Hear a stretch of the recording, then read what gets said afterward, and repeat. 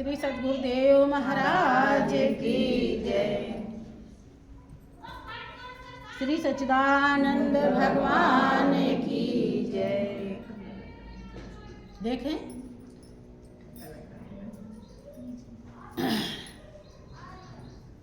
प्रेमी भक्त अपने अनुभव को व्यक्त करता है। देखी है अजब निराली ये महिमा सत्संग की। देखी है अजब निराली ये महिमा सत्संग की। देखी है अजब निराली ये महिमा सत्संग की।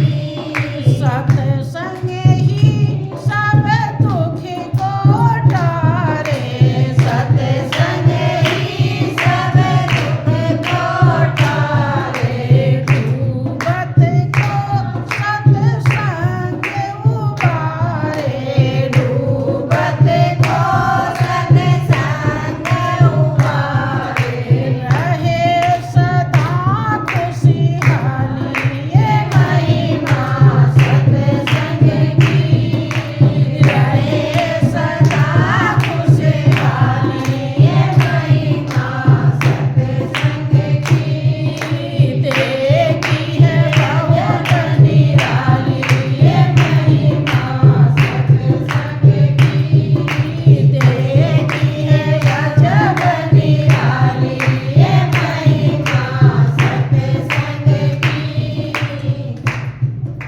भक्त अपने अनुभव को व्यक्त करता है कि सत्संग ही सब दुख को टारे। जब सत्य का संग हो जाता है, सत्य का कदर हो जाता है, तो असत्य पूरी तरह से समझ में आ जाता है। जब दिल समझ जाता है कि कोई भी रिश्ते नाते जितने में कोई भी मेरे नहीं, हम तो केवल निमित्त है, बहाना है, ये तो सब मालिक की, उसी के मर्जी से आए हैं, उसी के मर्जी से रह रहे हैं, उसी के मर्जी से सारे काम कर रहे हैं, उसी के मर्जी से जाएंगे और अपनी करनी का यहाँ पर भुगतान कर रहे हैं। चाहे वो हो या मैं हूं, कोई भी। जब ये बात समझ में आ जाती है तो वहीं सब दुख की निवृत्ति हो जाती है। ये सत्संग ही सब दुख को टार देता है, खत्म कर देता है, अलग कर देता है, समझा देता है। भाई लगता है कि ये मेरी पत्नी है, मेरे पति हैं, मेरे बच्चे हैं, तभी तो हम व्याकुल होते हैं कि आए हैं तो ये जाए ना, इन्हें कोई दुख ना हो, इनके ऊपर कोई आपत्ति विपत्ति ना आवे। लेकिन आप कितना भी सोचते हो, क्या इससे बच जाते हो? नहीं बचते हो ना, क्योंकि जो होना वो तो होगा ही। जब बच नहीं सकते तो फंसने से क्या फायदा? फायदा है कुछ नहीं। नुकसान ना हो, आपका फायदा होता रहे, यही सच्चाई सत्संग दर्शाता है। और तब हमारे सारे दुख दूर हो जाते हैं। जब हम ज्ञान की दृष्टि से अपने रिश्ते नातों को देखते हैं, दुनिया को देखते हैं, तब हम बेचैन नहीं होते हैं। दुख तो हो रहा है, देख रहे हैं, अगले को दुख है, परेशानी है, लेकिन सच्चाई हृदय में बैठी हुई है, इसलिए हृदय विदीर्ण नहीं होता है, द्रवित ज़्यादा नहीं होता है, परेशान टेंशन नहीं करता है, नॉर्मल रहता है। राम राज्य में दैहिक दैविक भौतिक ताप व्याप्ते नहीं हैं। राम राज बैठे त्रिलोका, हर्षित भये गए सब शोका। राम राज्य त्रिलोकी नाथ, जब हृदय पर राम का राज्य हो जाता है, बात समझ में आई, बैठ जाते हैं राम, तब जीवन हर्षित हो जाता है और सारे शोक समाप्त हो जाते हैं। हर्षित भये गए सब शोक। हाँ, ऐसे नहीं समझ पाओगे। समझ तभी आएगा जब राम राज्य हो जाएगा, अर्थात राम का महत्व हो जाए हृदय पर। अभी महत्व है दुनिया का। काम करने के लिए कुछ मना ही नहीं है, काम सब कीजिए, लेकिन परेशान होकर नहीं, शांति से, नौकर की तरह निर्लिप्त होकर के। अब अपने अपने हृदय से पूछिए,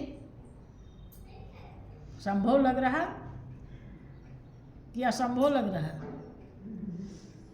शायद असंभव लग रहा, लगता भी है। इसमें कोई शक नहीं है। टाइम लगेगा, कई जन्म लगेंगे। हंसी खेल का सौदा नहीं है। मालिक ने ऐसी दुनिया ही बनाई है कि ये सबको बहुत ही भाती है।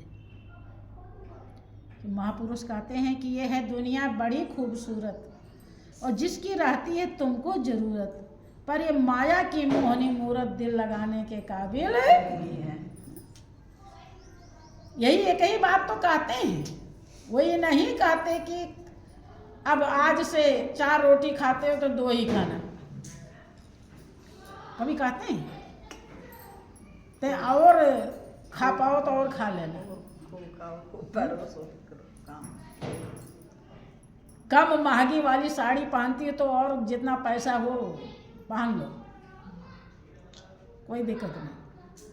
फल फ्रूट जो खा नहीं पाए हो खा लो, वो किसी चीज को मना ही नहीं करते। लेकिन ये समझो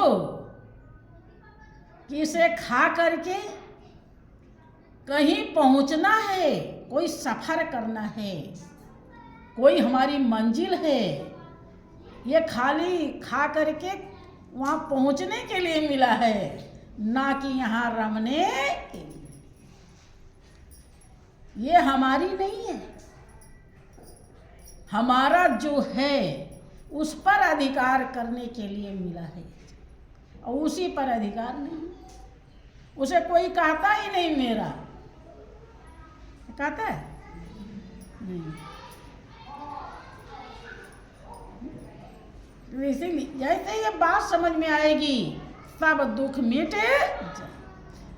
इसलिए सत्संग ही सब दुख को टारे, और डूबत को, इस दुनियादारी में हम डूब रहे थे, सत्संग उबारे। अर्थात जहाँ पहुँचना चाहिए था वहाँ सत्संग पहुँचा देता है, जिससे मिलना चाहिए था उसे सत्संग मिला देता है, जो कर्तव्य करने के लिए आए वो कर्तव्य सिखा देता है, उबार लेता है। अर्थात 84 लाख योनि से में बचा लेता है, और परमानंद स्वरूप मालिक तक हमें पहुंचा देता है।